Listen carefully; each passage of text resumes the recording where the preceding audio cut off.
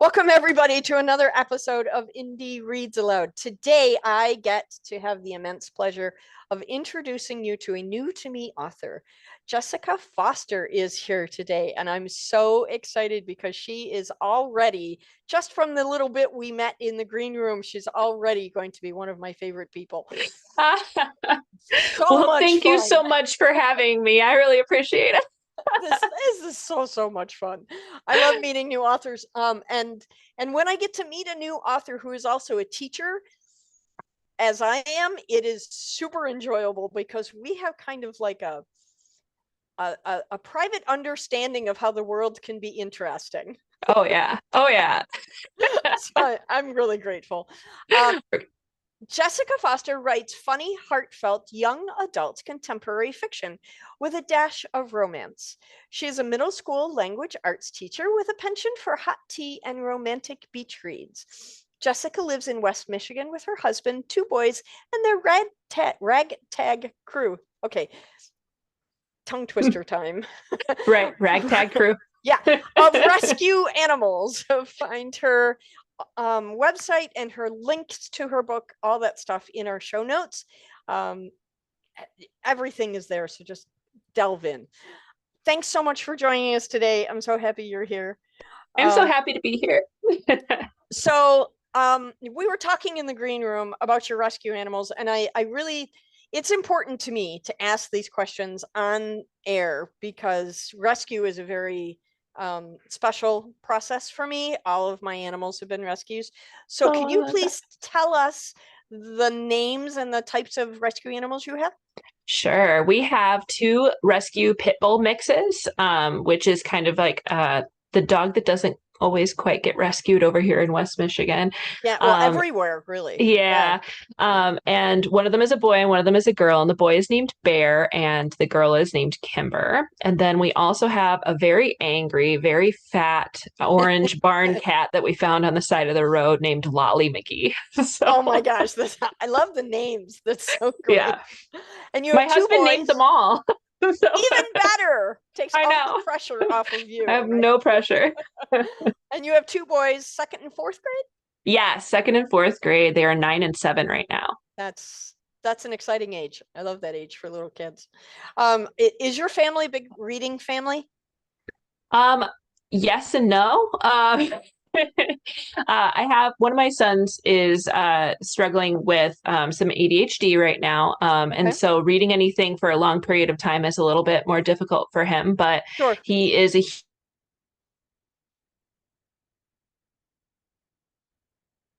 huge fan of Dog Man, and I am, and my husband is a huge fantasy fan. And Nice. so we all read every single day. Everybody in our family does. So it's pretty great. Yeah, as a teacher, it's kind of like one of the things you do, right?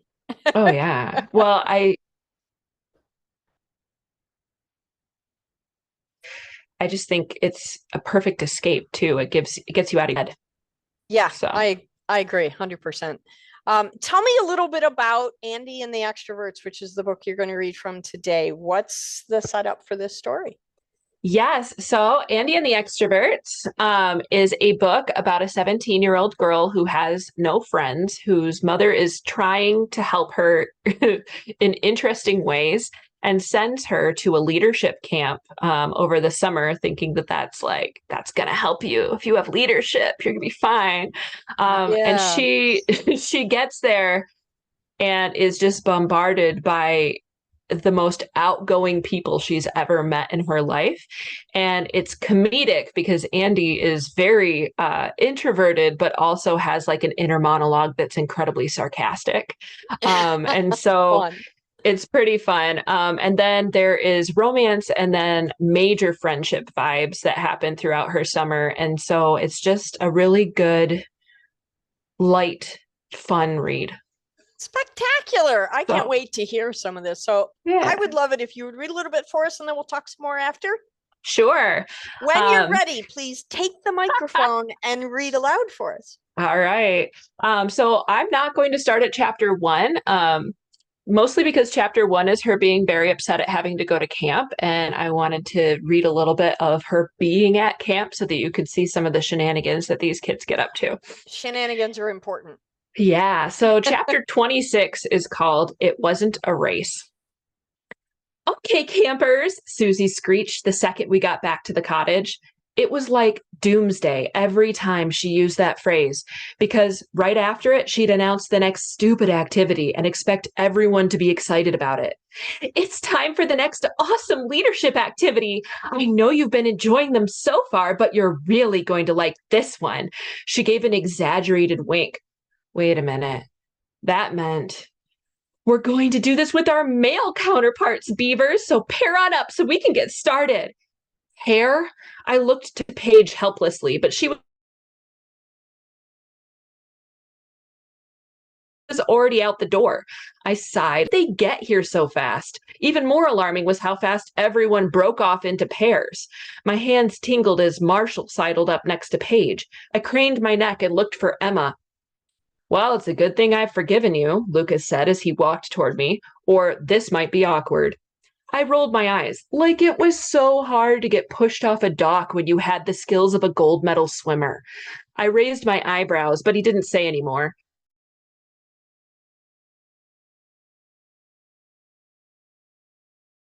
He focused his attention on the will be and who will give directions. We'll start once you've got it sorted out. I peeked between Lucas and Paige and held back a groan when the course came into view. A grove of trees spanned the area in front of us, and pieces of red tape were strung between their wide trunks like tripwires. Stumps littered the ground. I'd seen this before on reality television. Minefield. One of us would have to be all yelly and tell the other one to go right or left or whatever to get through an obstacle course. What do you want to be? Lucas said, like I had a choice. I couldn't yell for crap, so it looked like I'd have to trust him not to kill me. Blindfolded. He frowned. What? I snatched the red bandana from his hand with a scowl. I wasn't talking that quietly. Oh, okay, he smiled. Don't worry, I'll be with you every step of the way. No, he wouldn't. He'd be yelling at me every step of the way. Now remember, Susie chirped as I struggled to tie the bandana around my eyes, you can be next to your partner, but don't touch them, not unless they look like they're about to fall. This is a trust exercise. It's also an exercise in giving clear, concise directions. Learn how to be the kind of leader who knows how to follow. Don't peek, she giggled. Lucas brushed my hands away when the bandana came undone and tied it snugly around my eyes. He pushed the folds into layers until it blacked out everything. Good? He asked. If good meant helpless, then yes. I should have chosen to be his voice if partners could walk with each other the whole way. Too late now. I nodded. Okay, partners, Tyler shouted. The goal is to get them around that and back to your starting positions. It isn't a race. It's about finishing. Good luck. And go. Okay, walk 10 steps forward and then stop. Lucas's hot breath on my neck made my heartbeat triple. This was such a bad idea. A very sexy, very bad idea. I stumbled forward 10 steps. Okay, fine. More like 12. I shuffled forward another 2. Quarter turn to your left and walk 6 steps. I pivoted and with a little more confidence picked through the grass another 6 steps. I hadn't fallen over yet. A girl to my right squealed and there was a crash in the underbrush. That wasn't concerning at all. Don't worry. Lucas's breath tickled my ear. I won't let you fall, Andy. Goosebumps broke out over my arms, and he hadn't even touched me. How pathetic was I? Get on your knees. What? I said. You need to crawl under the tape, he explained. Oh. No doubt my face matched the stupid bandana. I got on my hands and knees in the wet grass and waited for his next direction. Crawl forward until I tell you to stop. This time a guy cursed somewhere in front of us. Camper Andrew, language, Susie admonished. I stubbed my toe, he called back. My shoulders shook with laughter as I inched forward over moss and sticks. Okay, stop. Now, get on your belly. This is ridiculous, I muttered. You're going to have to army crawl for the next part. Did he take me down the worst possible path or what? I didn't hear anyone else thrashing around on the ground. Trust me, Lucas said when I didn't move. Okay then, Mr. Cranky Pants. I army crawled, the tape above me grazing my sweatshirt as I passed through. Okay, now, stand up. I did. My jeans in front felt wet and dirty.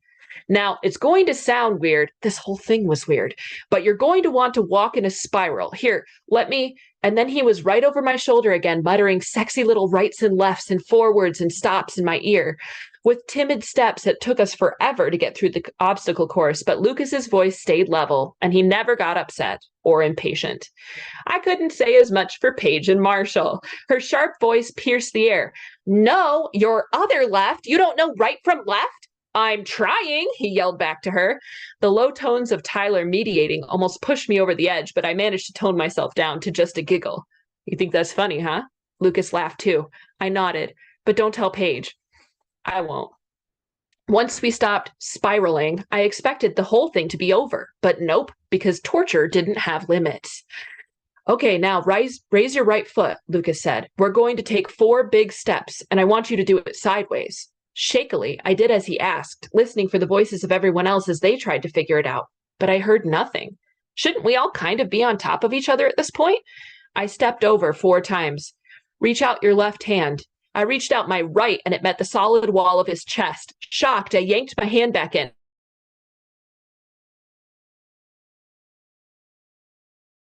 Oh, I'm so, and my embarrassment didn't come. Like at the climbing wall, Lucas's strong arms hugged me tight. He pulled me back up. I told you I wouldn't let you get hurt, he said. I nodded. Was I breathing? I might not be breathing. He steadied me before letting go. You should fall more often, Andy. My heart rate skyrocketed. Okay, I was not imagining things. He was definitely flirting with me. What now? After a pause, he said, reach out your left hand. I did as he asked, and my fingers scraped against the rough bark of a tree. Lucas pulled my bandana from my eyes, and the sun momentarily blinded me. An imposing red X marked the tree as the end. Did we win? I looked back at the course in disbelief. Several different colored paths lay behind us. Blue, green, yellow, orange, pink, and red. The blue looked the easiest, but also the longest. The red was the shortest, but it was treacherous. And that's the one that Lucas had chosen for us. And we have a winner, Susie proclaimed. She sprang forward and pinned a giant monstrosity of a ribbon to Lucas's chest, this time pink and black. I thought you said this wasn't a race, a girl complained. Why'd you choose the most difficult course? Susie asked Lucas. Because she trusted me. Lucas stared at me. Right, Andy? Oh boy, I was such a goner. Right. Tyler cleared his throat. Lucas broke eye contact with me. Let's watch the rest of them suffer. I followed him to the side of a grassy hill. We sat down and watched the others as they yelled at each other. No one was angrier than Emma, who screamed from the easiest course. You jerk! I almost ran into a tree. Well, you didn't really do what She pointed to the tree. You finish that sentence. I dare you. Okay, go right. For how long? Do I just go right until I fall off the face of the planet? It was immature. It was horrible of me, but I burst out laughing, and Lucas did too, wrapping one arm around my shoulder as he pointed to a guy and girl sitting on the stumps. The guy had taken off his white shirt and was waving it around with a stick. Leaders don't give up, Camper Noah, Susie called. Yeah, well, this one does, he yelled back. Lucas's arm sat heavy on my shoulders, but I didn't brush it off. The goosebumps from earlier returned, even though his heat seeped through our clothing, melding us together with a force stronger than the sun. I was cold. If I ask you to hang out with me, are you going to stand me up again? He whispered, a thread of uncertainty in his voice. I picked up a piece of grass and twirled it between my fingers. Without my phone, I had nothing to hide behind. His arm went slack, and I shrugged out from under it while I considered his question. Guilt over standing him up still plagued me, but this time, he gave me an out when he asked. He wasn't trying to pressure me, and he didn't push me to say anything. He just waited. I could appreciate that. Lucas was the kind of person to dive headfirst into everything, just like everyone else here. I liked to dip my toe in the water, get used to the temperature before floating. And I admired his ability to adapt to my style. He backed way off and so respectful, and now it was easy to like him back. I won't stand you up. I wanted to be brave enough to deserve someone like Lucas. I'll take what I can get, he said, and just so you don't change your mind, we're going to do it now. Like, right now. Let's go play horseshoes. It'll be like horse, only this time you'll have an advantage. Yeah? Yeah, I've never played horseshoes. I had with my dad many times, and I wasn't terrible. Susie and Tyler struggled to break up a fight below us in the obstacle course. Emma reached for the throat of her partner while he held her off with one beefy arm. As soon as Tyler had it handled, Susie's frazzled voice rose above everyone else's. That was, well, thank you all for doing your best. Tyler laughed from where he blocked his camper from Emma's angry scowl. That's it for tonight. Good work, everyone. The campers fled like rats from a sinking ship. Before long, Lucas and I sat alone on the hill, his wide blue eyes watching me, like there was nothing else he'd rather do. And that's the chapter. That's so awesome. I gotta tell you, I love the snark that you've written into this book. This is so fun. I had my microphone turned off because I try to be respectful, but that's the most I've laughed all week. Yay! I'm so glad. That was so awesome. So first of all, where did you get the idea for this leadership camp? Please don't tell me that's a real thing. It is a real thing. Maybe not in the exact same way as this book, but I used to be a leadership camp counselor. Wow. So it was like, it is a real thing. It's not quite like the book. Like the camp that I worked for was not like a sleepover camp. It was like show up every day type of thing. Yeah. You know what I mean? But I just kind of took some artistic liberties with that and we're made authors, it into a thing. we get to make stuff up. But right. That was super fun. Are you planning this as a standalone? Is this going to be part of a series? What's going to happen with this? So it can be read as a standalone. I originally created it as a standalone. However, I've been talking with my publisher and just kind of like as a side project, I did write a sequel. Just because I wasn't ready to let them go yet. You know what I mean? I was like, oh, I don't want to let these specifically, like there was one character I wasn't ready to let go yet.